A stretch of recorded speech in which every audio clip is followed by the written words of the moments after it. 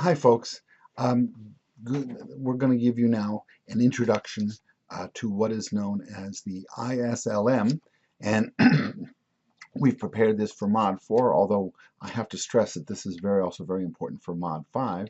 Um, uh, just to reiterate, the purpose of the ISLM model is really to put together goods and services and money markets, and to show how the interest rate and the output are jointly determined together. Everything is all at once, which calls the simultaneous model.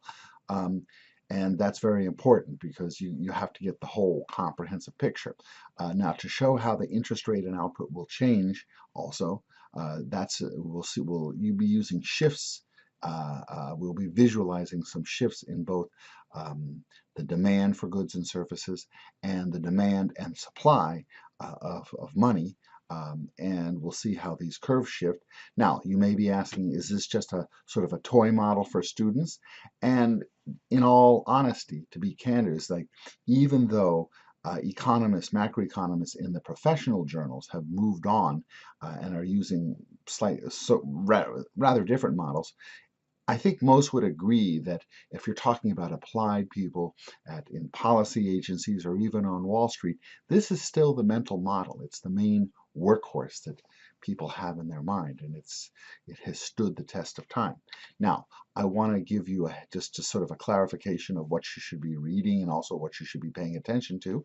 Okay, so MANCU 9E 324 to 335. That is sort of the classic treatment. It's very good.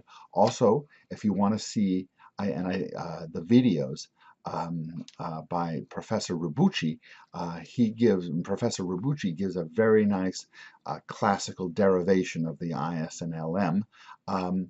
I'm also going to be giving you some treatments, but they're consistent, but the pedagogy may be a little bit different. So I think that you should have a look at both, and you'll see that both are giving you the same method.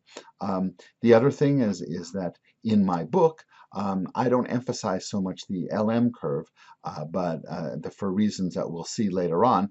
But the IS curve, if you look in my chapter 12, pages 3 through 7, that can also give you a nice write-up. Okay, so what are we going to do in the following videos? We're going to be using some spreadsheet-based tools, and we're going to be using to show how we get the IS curve first of all, and then how we get the LM curve, and then how we put the IS and LM together and give sort of a simple example of equilibrium.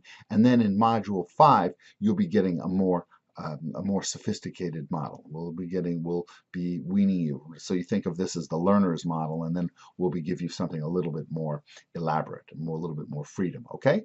All right, so let's get started.